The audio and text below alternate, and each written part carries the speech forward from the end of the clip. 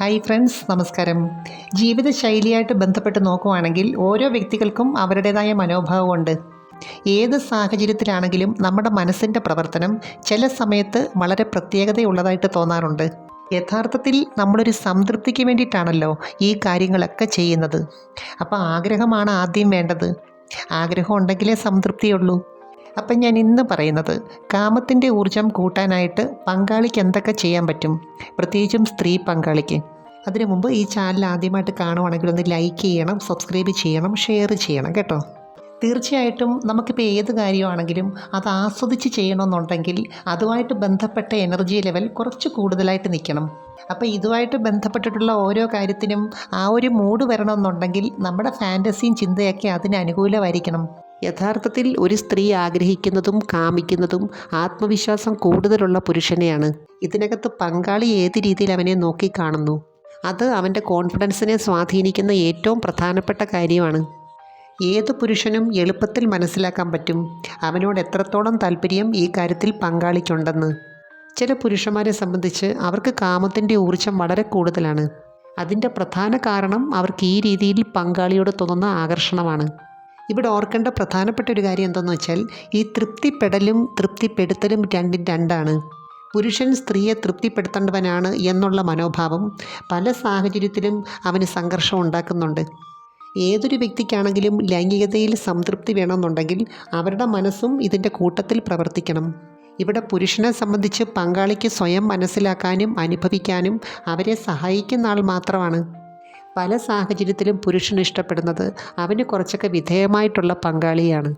എന്നുവെച്ചാൽ കാമത്തിൻ്റെ ഊർജം ബ്രെയിനിൽ ഉണ്ടാകണമെങ്കിൽ അതിന് അനുകൂലമായിട്ടുള്ളൊരു മൈൻഡ് സെറ്റ് വേണം. ഇപ്പോൾ ചുംബനങ്ങൾ തന്നെ പല തരത്തിലുണ്ട്.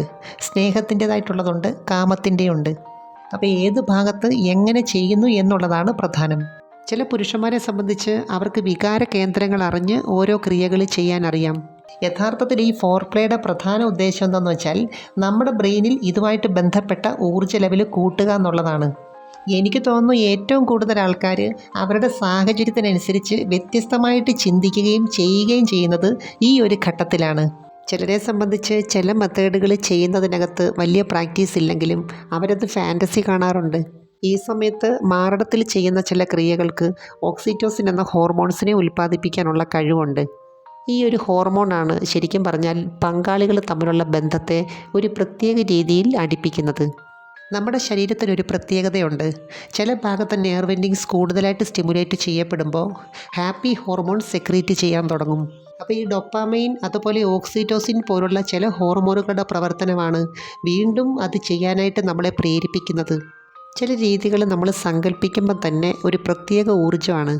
നിങ്ങൾ ശ്രദ്ധിച്ചിട്ടുണ്ടോ, എന്തുകൊണ്ടാണ് ചില പങ്കാളികൾ തുടർച്ചയായിട്ട് ബന്ധപ്പെടാതിരിക്കുന്നത്? അവരുടെ മനസ്സിൻ്റെ പ്രവർത്തനം ആ രീതിയിലായതുകൊണ്ടാണ്. എന്നുവെച്ചാൽ ഞാൻ നേരത്തെ പറഞ്ഞ പോലെ ആകാംക്ഷയുണ്ടാക്കുന്ന ത്രില്ലടിപ്പിക്കുന്ന ഒരു കാര്യവും ഫോർപ്ലേയിൽ വരുന്നില്ല. തന്നെയല്ല, അവരുടെ മനസ്സിൻ്റെ സങ്കല്പങ്ങളും ആ വഴിക്ക് പ്രവർത്തിക്കുന്നില്ല. പകരം നെഗറ്റീവായിട്ടുള്ള ചില ചിന്തകളും നിരാശകളും അവരെ ബാധിച്ചിട്ടുണ്ട്. ശരിക്കും പറഞ്ഞാൽ പുരുഷന് ശാരീരികമായ ശക്തി കൂടുതലാണെങ്കിലും മാനസികമായിട്ടുള്ള ശക്തി പല സാഹചര്യത്തിലും സ്ത്രീകളെക്കാൾ കുറവാണ്. ചില സ്ത്രീകളെ സംബന്ധിച്ച് അവർ പുരുഷന് മെൻ്റൽ സപ്പോർട്ട് കൊടുക്കാറുണ്ട്. അവരുടെ കാമത്തെ ഉണർത്തുന്ന രീതിയിൽ പെരുമാറാറുണ്ട്, സംസാരിക്കാറുണ്ട്. പ്രത്യേകിച്ചും ഈ സമയത്തിന് തൊട്ടു മുൻപേ കുറച്ച് സ്നേഹത്തോടെ അവരെ അംഗീകരിക്കുന്ന രീതിയിലൊന്ന് പെരുമാറി നോക്കിക്കേ. അവർക്ക് നിങ്ങളോടുള്ള ആറ്റിറ്റ്യൂഡിന് മാറ്റം വരും. എന്നുവെച്ചാൽ എനിക്കിത് വേണം എന്നറിയിക്കുന്ന ഒരു നോട്ടം ഉണ്ടല്ലോ, അതിടയ്ക്ക് കൊടുക്കണം. ചില പങ്കാളിയെ സംബന്ധിച്ച് അവർക്ക് ഈ സമയത്ത് കുറച്ച് വ്യത്യസ്തമായ രീതിയിൽ പെരുമാറുന്നതാണ് ഇഷ്ടം. എന്നുവെച്ചാൽ അത്ര പെട്ടെന്നൊന്നും കൊടുക്കരുത്. പൊതുവേ പുരുഷ മനസ്സിനൊരു പ്രത്യേകതയുണ്ട്. അവർക്കിഷ്ടപ്പെട്ട കാര്യം കിട്ടാതെ വരുമ്പോൾ അതിനോട് ആർത്തി കൂടും, ആവേശം കൂടും. അപ്പോൾ ചില പങ്കാളികളെ സംബന്ധിച്ച് അവരിങ്ങനെ കൊതിപ്പിച്ച് നിർത്താറുണ്ട്. ചിലരെ സംബന്ധിച്ച് അവർക്ക് മൂഡാകാനായിട്ട് കുറച്ച് താമസം വരാറുണ്ട്. അല്ലെങ്കിൽ ശരിയായ രീതിയിലുള്ള ടൈമിങ് കിട്ടുന്നില്ല, ഇടയ്ക്ക് കൺട്രോൾ പോകാം. അപ്പോൾ ഈ സമയം പങ്കാളി ഏത് രീതിയിൽ പ്രതികരിക്കുന്നു അല്ലെങ്കിൽ എങ്ങനെ അതിനെ കൈകാര്യം ചെയ്യുന്നു എന്നുള്ളത് പുരുഷനെ സംബന്ധിച്ച് വളരെ പ്രധാനമാണ്. അപ്പോൾ അവനിൽ കൂടി പങ്കാളി തൃപ്തിപ്പെടുന്നില്ല എന്ന ചിന്ത വരുമ്പോൾ സ്വാഭാവികമായിട്ടും നിരാശ വരും. അപ്പോൾ ഈ സമയത്ത് തന്നെ മറ്റൊരു രീതിയിൽ കൂടി അല്ലെങ്കിൽ മറ്റൊരു മെത്തേഡിൽ കൂടി പൂർണ്ണമായിട്ടും സംതൃപ്തി കണ്ടെത്താൻ സ്ത്രീ പങ്കാളി പ്രിപ്പയർഡ് ആയിരിക്കണം.